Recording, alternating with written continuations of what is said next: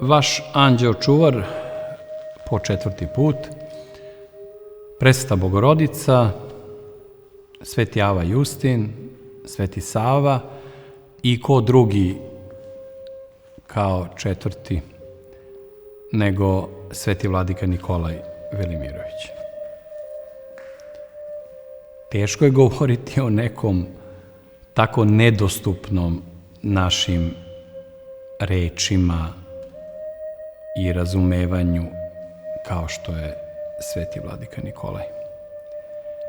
U njegovom slučaju ima toliko mnogo tajni koje neće rastumačiti ni naši potomci, a kamoli mi danas koji smo negde između njegovih savremenika i oni koji će imati dovoljnu distancu da mogu da nešto kažu razložno i mudro o Svetom Vladici Nikolaju. Ali za početak da krenemo samo sa jednom rečju. Zlatousti. I oni koji ga nisu volili, oni koji su ga voleli, oni koji su ga mrzeli, oni koji su ga istinski poštovali, oni koji su ga slušali sa mržnjom i oni koji su ga slušali sa radošću i utehom. Svi su mu priznavali da je zlatousti našeg vremena. Vremena o kome se mnogo priča, ali se više brblja, mnogo se manje govori, retko besedi, a sasvim retko mudro rasuđuje i proročanski govori. A to sve je uspevao naš Sveti Vladika, naš zlatousti. Iz njegovih usta su izvirale vode žive, obećanja besmrtnosti, vode koje nas nose ka spasenju. To nisu samo lepe, krasne, krasnorečive, već i spasonosne, isceliteljske reči. Koliko naših ljudi je odustalo od maloverja, od očajanja, od samoubistva, duhovnog ili fizičkog, zbog njegovih reči. Neobičan je uticaj samo jednog čoveka i to prilično na izgled fizički neuglednog, oniskog, nije umeo da peva, čak ni toliko da su ga jedva upisali na bogosloviju. Ali tim svojim pomalo grubim, neizgrađenim glasom on je pred nama crtao svetove koji niko drugi nije bolje od njega mogao da oslika i predstavi vernom srpskom narodu. Nimalo slučajno imali smo 2 anđela čuvara u najtežem vremenu srpskog, fizičkog i duhovnog ropstva.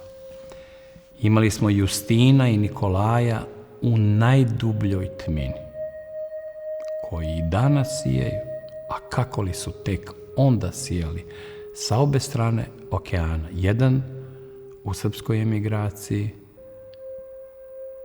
tešeći duša oni koji nikada neće moći da se vrate u zemlju koja ih je proglasila narodnim neprijateljima i osudila na smrt, i drugi koji živi unutar zemlje u nekoj vrsti kućnog zatočeništva, manastirskog zatočeništva, mnogo puta izgovarajući besede na liturgijama gde je bio samo on prisutan u čitavoj opusteloj crkvi u manastiru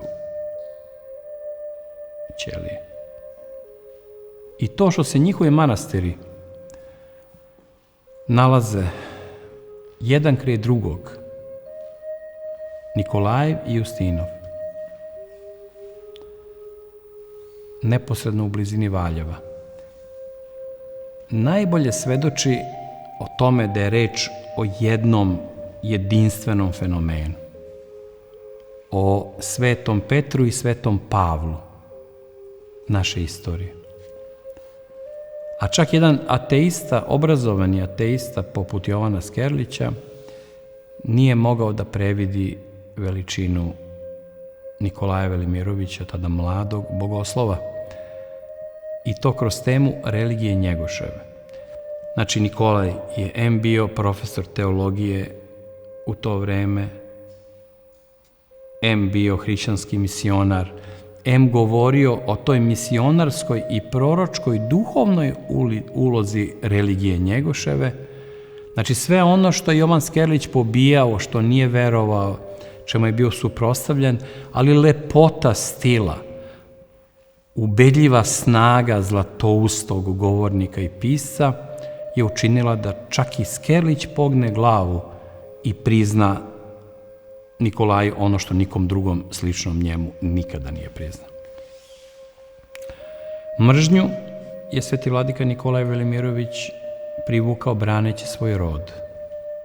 Što ga je više branio i čuvao u njegovoj svetosavskoj autentičnosti, u njegovoj evanđelskoj suštini, više su ga mrzeli nominalni Srbi koji su hteli neke drugačije Srbe da iznedre. Napadali su ga da je antisemita i klerofašista, dok je bio u logoru nacističkom zajedno sa drugim antifašistima i Jevrejima, pod pretnjom smrću. Kako li bi reagovali Jevreji da je neko njihovog značajnog duhovnika koji je proveo godine u nacističkom konclogoru, da je neko rekao da je on tamo živeo kao u hotelu? I da u stvari jeste bio u logoru, ali nije to baš pravi logor. Dachau. Kako li bi reagovali na takav revizionizam? A kod nas se to i dan danas dopušta. I najmlađoj generaciji ti to isto u Beogradu i Srbiji. Ali on je znao za onu čuvenu rečenicu: ko bude voleo mene, neće ga voleti svet. I nosio je svoj krst. Neumorno. Dela vladike Nikolaja, anđela čuvara Srbije i srpske kulture i srpske duše, su bila najdelotvornija od svih u vraćanju verske svesti kod Srba. Preko njegovih knjiga smo se vraćali pravoslavlju, prvo pojedinačno, a onda sve više i više nas.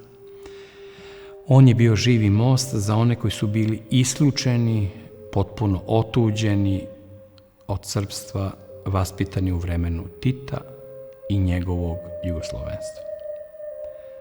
Naš večni savremenik, kao i Sveti Sava, prosvetitelj našeg vremena, čudotvorna reč u epohi srpskog pada i sloma.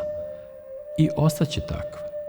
Ideologije su prohujale, lažni ideali naših unutrašnjih neprijatelja leže u prašini, a on ostaje živ i svevremen u večnosti, jedinom delu vremena u kome je on živeo, i pre i posle smrti.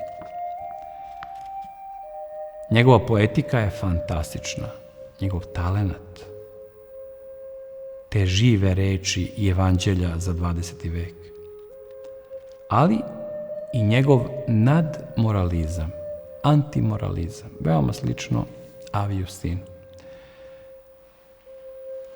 Vladika Nikolaj je pušio, pa možemo da kažemo da je i pio. I to su mu zamerali mnogi u njegovom vremenu i mnogo posle njega, smatrajući da zbog toga ne može da bude kanonizovan. A kada ga je jedan od tih kritičara, žustrih moralista, napao za taj greh pušenja, on mu je odgovorio duhovito i onako vedro cinično po srpski: pa da je to neki greh, ti bi ga prvi činio, znajući s kim razgovara. Taj ofanzivni odgovor je ostao da blista kao mali biser među mnogima njegovim komentarima. Sličan Dostojevskom, i on je bio i ostao 13. apostol, sa gresima, sa manama, kojih je bio svestan, više nego bilo ko drugi, ali veliki po uticaju, veliki po misionarskoj delatnosti, održavajući Srbe u onom stanju u kome nas je ostavio i stvorio Sveti Sava toliko vekova pre.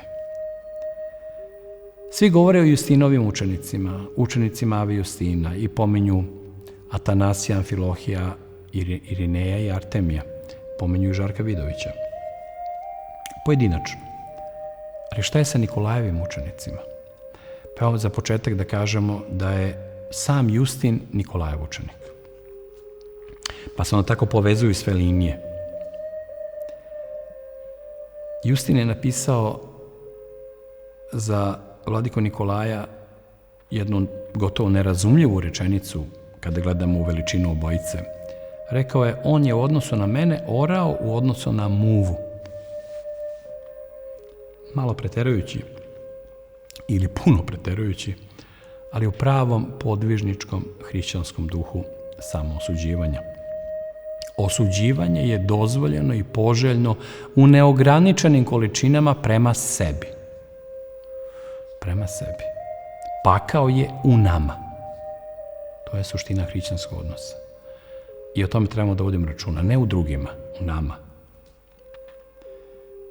Verni narod srpski je učenik Nikolajev. Neprebrojiv i anoniman. Kroz njegova dela, reči, misli i molitve, ceo narod srpski se napaja i uči i danas i to će biti tako i sutra i onda kada nas više ne bude bilo. Biće njega. Uostalom, bogomoljački pokret između dva svetska rata sa stotinama hiljada ljudi koji su se molili Gospodu da pomiluje grešni narod srpski, on je zbor njegovih učenika, a iz tog pokreta je izniklo toliko toga. On je bio i čovek naroda i čovek umetnosti, svirao je frulu kad god i gde god je stigao, čak i pred strancima. Nije se bojao kontakata sa inovernima, umalo je od anglikanaca napravio pravoslavne svojim ličnim uticajem i harizmom, a njegovo zastupanje Srbije u Prvom svetskom ratu bilo je kao delovanje čitave armije, kako je neko rekao. Svedok našeg mučeničkog stradanja. I sam u nacističkom konclogoru, ambasador naše nebeske otadžbine, oni koji su ga slušali nisu nikada zaboravili njegove govore.